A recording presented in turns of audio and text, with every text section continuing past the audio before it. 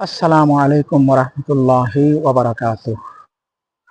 সুপ্রিয় দর্শক শ্রোতা, এই মুহূর্তে আমি আপনাদেরকে দেখানোর চেষ্টা করছি চট্টগ্রামের একটি ঐতিহাসিক স্থাপত্য নিদর্শন। চট্টগ্রামকে বলা হয় প্রাচ্যের নৈসর্গিক সৌন্দর্যের লীলাভূমি।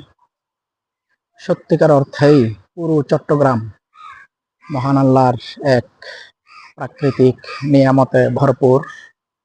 এখানে সাগর, নদী, পাহাড়, পর্বত, টিলা, টক্কর, এক কথায় নৈসর্গিক সৌন্দর্য এবং প্রাকৃতিক সৌন্দর্যের লীলাভূমি হিসেবে সারা বিশ্বে চট্টগ্রামের একটি খ্যাতি রয়েছে।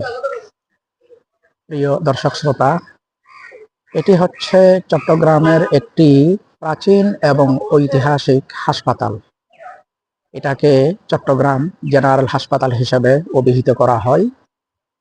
এই হাসপাতালটির সুবিশাল ইতিহাস রয়েছে। সুদূর 1840 সালে এই হাসপাতালটি সর্বপ্রথম একটি ডিসপেন্সারি হিসেবে এর সূচনা হয়, সূত্রপাত হয়। পরবর্তীকালে 1901 সালে সর্বপ্রথম সেই ডিসপেন্সারিকে হাসপাতাল হিসেবে রূপদান করা হয়। বর্তমানে এই হাসপাতালে 250টি শয্যা রয়েছে এবং আলহামদুলিল্লাহ আজকে প্রায় 3 দিন হলো এই হাসপাতালে আছি।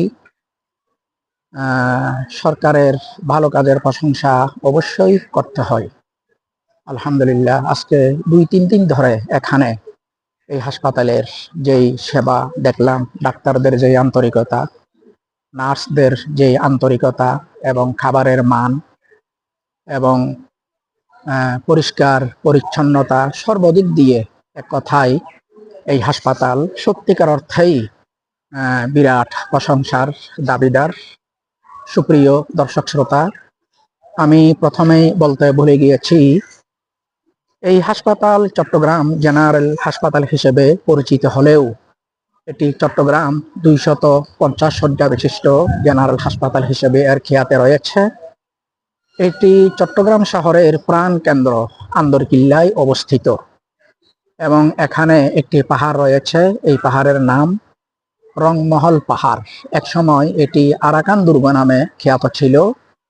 1666 খ্রিস্টাব্দের দিকে সেই আরাকান দুর্গ ধ্বংসপ্রাপ্ত হয় এবং সেই আরাকান দুর্গেরই একটি